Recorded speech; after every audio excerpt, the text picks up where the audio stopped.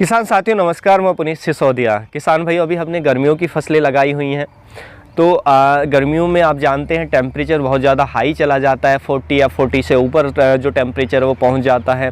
जब टेम्परेचर 40 या 40 से ऊपर जाता है तो ह्यूमिडिटी भी आप जानते हैं बहुत ज़्यादा लो हो जाती है। तो कम ह्यूमिडिटी में और हाई टेम्परेचर में हमारी फसलों पर तरह तरह के सकिंग पेस्ट यानी कि रस चूसक कीटों का खतरा बढ़ जाता है, अटैक बढ़ जाता है। जब इन कीटों का अटैक ज़्यादा होता है तो हमारी फसलों में तरह तरह के जो वायरल इन्फेक्शन है उनका भी खतरा बढ़ जाता है या ज़्यादा देखने को वो मिलते हैं। जो वायरस है, देखिए वायरस, यदि मैं कुछ वायरस की बात करूं, वायरस तरह तरह के वायरस हमारी फसलों में आते हैं, उनमें से कुछ की बात करूं, जैसे येलो मोजेक वायरस बहुत ज़्यादा खतरा बढ़ रहा है। येलो वेन मोजेक वायरस, उसका भी बहुत ज़्यादा खतरा है, देखने को भी मिल रहा है। लीफ कर्ल वायरस, जिसको हम मरोड़िया रोग के नाम से भी जानते हैं, वो भी काफ़ी ज़्यादा अभी किसानों की फसलों में देखने को मिल रहा है।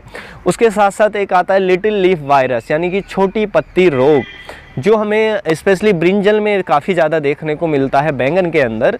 तो ये अलग अलग तरीके के वायरस अलग अलग फसलों में हमें देखने को मिल जाते हैं। तो देखिए ये वायरस जब हमारी फसलों में आते हैं तो किसानों की जो दिक्कत है वो भी बढ़ जाती हैं, क्योंकि जो वायरस है उसको आने के बाद ठीक करना बेहद ही मुश्किल है। तो किसान इसको देख करके परेशान हो जाते हैं। तो आज की इस वीडियो में हम यही बात करेंगे कि यदि वायरस आपकी फसलों में आ चुका है या एक आध प्लांट में दिख रहा है तो आपको क्या करना है, क्या नहीं करना है, क्या सावधानी रखनी है और कैसे आपको इसको रोकना है। क्योंकि वायरस को यदि आप आने के बाद उसको प्रिवेंट कर दें, मान लीजिए एक प्लांट में आया है, आप उसको वहीं आइसोलेट कर दें, उससे आगे ना बढ़ने दें, तो ये बेस्ट है। यदि उसमें फिर वो फैलता चला जाता है और भी पूरी फसल में आ जाता है, फिर उसका कोई इलाज संभव नहीं है, फिर हमारी फसल बर्बाद हो जाती है। तो इसलिए वायरस को के बारे में आपको जानकारी होना कि क्या करें क्या ना करें वो बहुत ही इंपॉर्टेंट है। वही इस वीडियो में जानने वाले हैं। वीडियो बहुत ही इन्फॉर्मेटिव होगा हर फार्मर के लिए। वीडियो अच्छा लगे लाइक ज़रूर करें, चैनल पर नए हैं तो सब्सक्राइब भी करें, ज़्यादा से ज़्यादा इसे फार्मर तक पहुँचाने में हमारी हेल्प करें। उसके लिए इसको आपको केवल शेयर करना है। तो चलिए जानते हैं। देखिए जो मैंने वायरस आपको बताए, किसी भी वायरस का सिम्टम्स आपको दिख रहा है। देखिए यदि हम कुछ वायरस के सिम्टम्स किस तरीके के देखते हैं वो बात करें तो जैसे हमारा आता है पहले yellow mosaic virus. Yellow mosaic virus में क्या है, पत्तियों नई जो पत्तियां हैं वो पीली पड़ने लग जाती हैं, उसमें येलो येलो स्पॉट्स नज़र आते हैं, पत्तियां थोड़ी खुरदरी सी हो जाती हैं, पत्तियां छोटी हो जाती हैं। तो इस तरीके से होता है जैसे आप पिक्चर में देख सकते हैं। इसको हम येलो मोजेक वायरस कहते हैं। दूसरा येलो वेन्स मोजेक वायरस में क्या होता है कि जैसे आप जैसे इसके नाम से समझ सकते हैं, येलो वेन्स यानी कि जो वेन्स हैं वो पीली पड़ती हैं। तो पहले इस वायरस में जो वेन्स हैं पत्ती की वो पीली पड़ती हैं, इसलिए हम इसको येलो वेन्स मोजेक वायरस कहते हैं। तो ये भी आप सिम्टम्स देख सकते हैं। उसके साथ साथ जो लीफ कर्ल वायरस आता है, मरोड़िया रोग, उसमें क्या पत्तियां मुड़ने लगती हैं। अब देखिए मरोड़िया रोग दो तरीके से आता है। एक तो जो पत्तियां हैं वो ऊपर की तरफ मुड़ेंगी, ऊपर की तरफ करली होंगी, वो होता है थ्रिप्स के कारण। दूसरा है क्योंकि पत्तियां नीचे की तरफ मुड़ रही हैं, उसको भी हम मरोड़िया कहते हैं, वो होता है माइट्स के कारण। तो यह आपको आइडेंटिफाई करना पड़ेगा कि पत्तियां ऊपर मुड़ रही हैं या नीचे मिल रही हैं, क्योंकि उनके आने का कारण अलग अलग होता है। तो उस पर हमें स्प्रे भी उसी हिसाब से देना पड़ेगा। तो दूसरा हो गया हमारा मरोड़िया, तीसरा लीफ कर्ल जो हमारा वायरस है वो हो गया। उसके बाद नेक्स्ट हो गया हमारा लिटिल लीफ वायरस, जो हमें ब्रिंजल में देखने को मिलता है, यानी कि छोटी पत्ती रोग। ये भी एक वायरल इन्फेक्शन है जो हमारे हॉपर्स के कारण आता है, हमारे हॉपर्स कीट के कारण, और ये बैंगन में देखने को मिलता है। इससे आने के बाद पत्तियां बहुत छोटी छोटी हो जाती हैं, पौधे की हाइट रुक जाती है, बढ़वार रुक जाती है, प्रोडक्शन लॉस होता है। तो ये सब समस्याएं हमें देखने को मिलती हैं जब वायरल इन्फेक्शन होता है।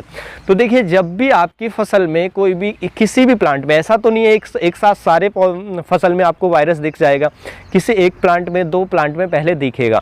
देखिए वायरस आने के कारण जो होता है, एक तो आपका वायरस जो है सीड जनित भी होता है। मान लीजिए कोई इन्फेक्टेड सीड है तो उस प्लांट में वायरस आएगा ही आएगा, चाहे सकिंग पेस्ट का अटैक है या नहीं है, ये भी आपको ध्यान रखना है।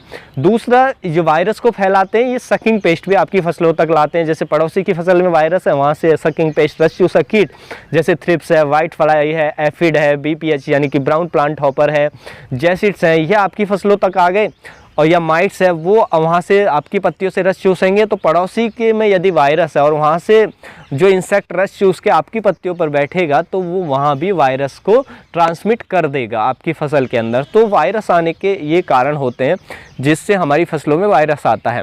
तो देखिए, किसी प्लांट में यदि वायरस दिख रहा है तो सबसे पहला काम जो आपको करना है वो यही करना है कि उस प्लांट को निकाल लें जड़ से, उस प्लांट को जड़ से निकाल लें और कहीं गड्ढा खोदकर गहरा और उसको दबा दें।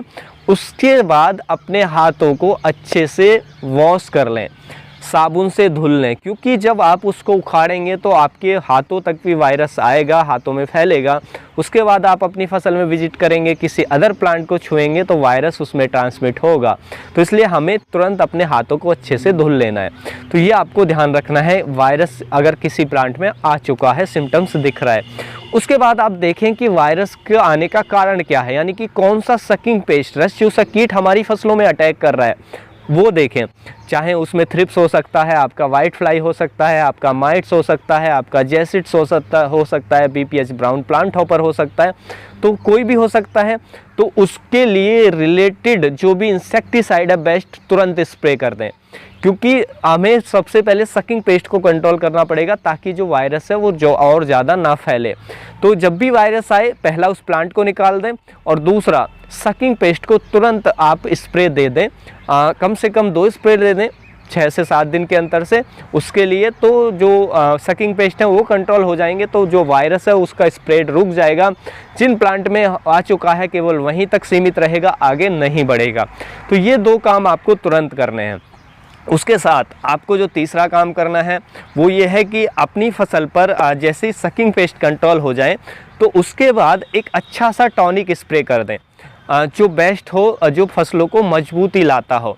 तो देखिए, टॉनिक क्या होते हैं कि वो हमारी फसलों को मजबूत बनाते हैं। इससे यदि प्लांट में मान लीजिए किसी में वायरस आ भी चुका है और वो अभी सिम्टम्स नज़र नहीं आ रहा है उस प्लांट के अंदर, तो उस वायरस को क्योंकि हमारा पौधा मजबूत होगा, इम्यूनिटी मजबूत होगी, तो वायरस या तो धीमे धीमे आएगा, तो इतनी जल्दी से हमारी फसल को नुकसान नहीं पहुंचाएगा। तो इसलिए मजबूत करना भी ज़रूरी है अपनी फसल को। उसके साथ साथ आप 05234 के साथ भी मिलाकर स्प्रे कर सकते हैं, क्योंकि देखिए जो NPK 05234 है वो भी हमारी फसलों की पत्तियों को मजबूत करता है, जिसमें पोटेशियम होता है, फास्फोरस होता है।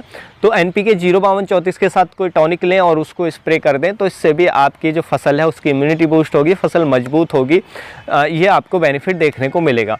उसके साथ साथ एक चीज़ जो आपको नहीं करनी है कि एक तो जो यदि सकिंग पेस्ट का अटैक है तो एक तो जो नाइट्रोजन फर्टिलाइज़र हैं जिनमें यूरिया नाइट्रोजन ज़्यादा है, जैसे यूरिया है या जो भी और कोई हैं जिनमें नाइट्रोजन है, उन फर्टिलाइज़र का उपयोग बंद कर दें उतने समय के लिए जब तक जो सकिंग पेस्ट है यानी कि रस चूसक कीट है वो कंट्रोल नहीं होते हैं। उसके साथ साथ देखिए, यदि आपके किसी प्लांट में वायरस दिख रहा है तो आप कोशिश करें कि उस क्रॉप में प्रूनिंग ना करें बिल्कुल भी, यानी कि जो हम कटाई छटाई पत्तियों को निकालते हैं, स्टेम को निकालते हैं, वो ना करें, उसको अवॉइड करें। तो ये आपको ध्यान रखना है, क्योंकि अगर किसी वायरस में है, मान लीजिए किसी प्लांट में वायरस आ चुका है, सिम्टम्स नज़र नहीं आ रहा है, लेकिन आपने उस प्लांट की पत्तियाँ कट की, उसके बाद दूसरे की तो वायरस आपका ऐसे स्प्रेड होगा, तो जो डिजीज़ है वो स्प्रेड होगा। तो ये हमें करना चाहिए कि हमें ये नहीं जो प्रूनिंग वगैरह है वो नहीं करनी चाहिए, उसको हमें अवॉइड करना चाहिए जब भी हमारी फसलों में वायरस आ जाता है। तो ये जो सावधानी आपको हमेशा रखनी चाहिए जब वायरस आता है, किसी भी तरीके का वायरस आता है, तो इससे आप वायरस को रोक पाएंगे, वहीं पर प्रिवेंट कर पाएंगे और उसको आइसोलेट कर पाएंगे और अपनी फसल को बचा पाएंगे। तो उम्मीद है जो जानकारी है आपको अच्छी लगी होगी। जानकारी अच्छी लगी वीडियो को लाइक करें, ज़्यादा से ज़्यादा फार्मर के साथ इसे शेयर करें ताकि उन तक भी ये जानकारी पहुँच सके। मिलूँगा मैं आपको एक और नई वीडियो में नई जानकारी के साथ, तब तक के लिए आप अपना ख्याल रखें। धन्यवाद।